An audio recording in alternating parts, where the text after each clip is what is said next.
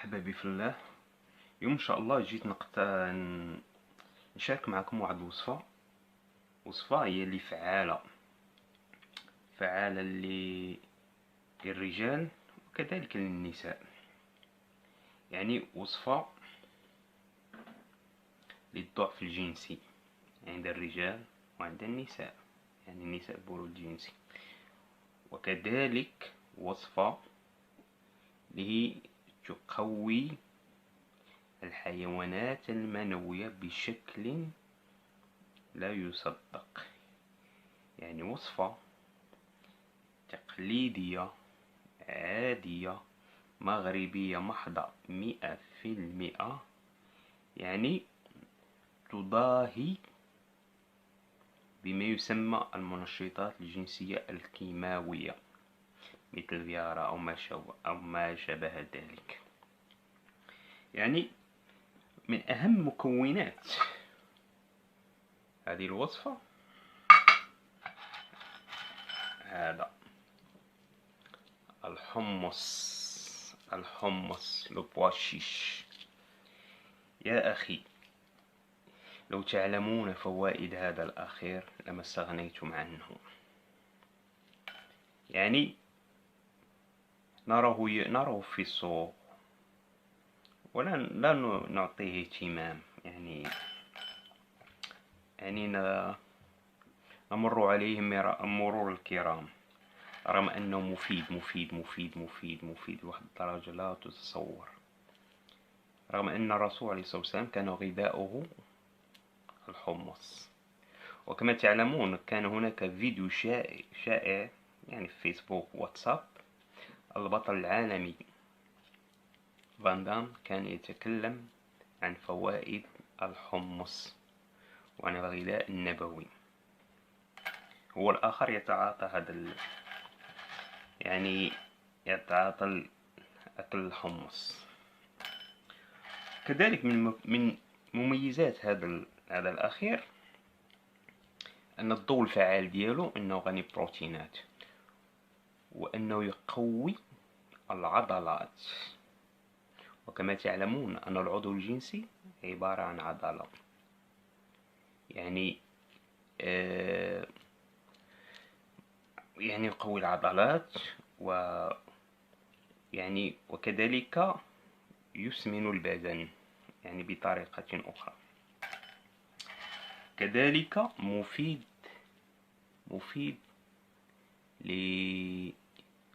للذكاء وللحفظ.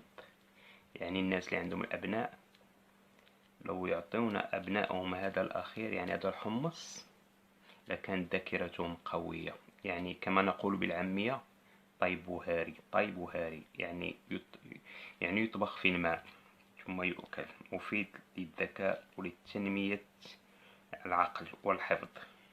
على أي موضوعنا نحن اليوم وهو الضعف الجنسي. يعني هذه الوصفة خارقة. يعني كما نقول، يعني هذه وصفة خاصة للمتزوجين. لو تداومون عليها 10 أيام متتالية كن على يقين زوجتك سوف تعطيك وسام، أو سوف تفر منك أنت وحظك. يعني إن شاء الله أن نضرب في الوصفة. يعني من مكونات الوصفة، يعني هناك حمص. يعني المكونات مازال عندي هنا في يعني في هذا البوشيت، يعني هذا الغلاف. يعني سوف نحتاج إلى زريعة الكبار، زريعة اللفت، زريعة كرافس وما أدرك ما كرافس، زريعة خدنجال، زريعة الفجل، وكذلك زريعة خيزو الجزر. يعني مكونات يعني متوفرة في السوق وفي المستطاع. يعني إن شاء الله اليوم هنهضروا على طريقة تحضير هذا الأخير بإذن الله. يعني كما قلت مكونات متوفرة في السوق وفي المستطاع لأي رجل أو امرأة. إن شاء الله نبدأ في طريقة التحضير. نأخذ ماء نضيفه إلى الحمص هكذا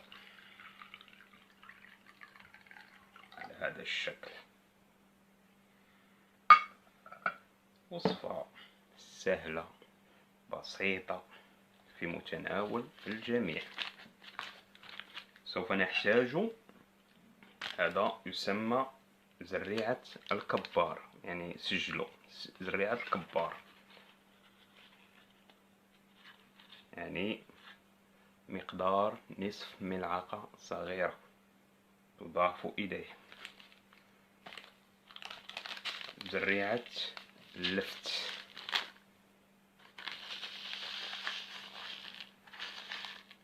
كذلك نصف ملعقة تضاف كذلك.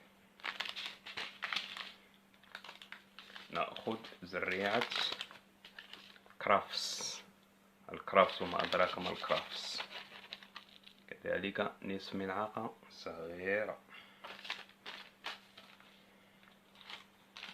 كذلك زريعة خدنجال، زريعة خدنجال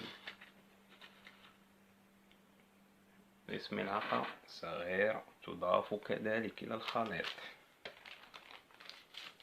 زريعة خيزو أو زريعة الجزر كذلك نصف ملعقة صغيرة.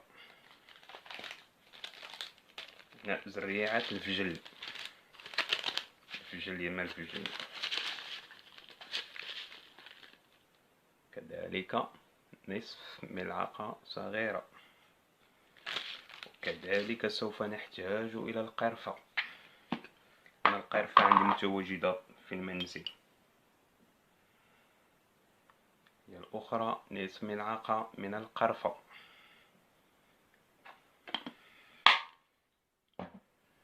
كذلك سوف نحتاج إلى السكينجبير أو الزنجبيل مطحون، كذلك نصف ملعقة صغيرة. ها هو الخليط، يعني هكذا هكذا هكذا هكذا هكذا هكذا.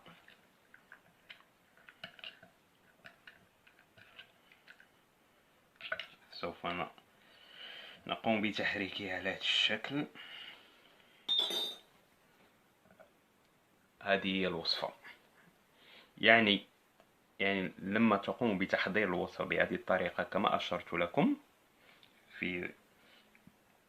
من قبل، سوف تضعونه الليل كله، سوف تضعونه الليل كله في مكان قرب المطبخ أو الكوزينة كما نقول. وفي الصباح تقوم بشربه أو ضربه في الخلاط مع ممكن إضافة العسل أو ممكن إضافته مع عصير آخر لكي تتغلبوا على مذاقه، لأن مذاقه شيئا ما مر ولكن فعال، ليس بمر ولكن بالعسل أو بمزجه بعصير آخر يمكن شربه بسهولة. وتداوم عليه مدة 10 أيام، سوف تكون فحلا، سوف تقضي على الضعف الجنسي، سوف تقوي الحيوانات المنوية بطريقة مدهشة.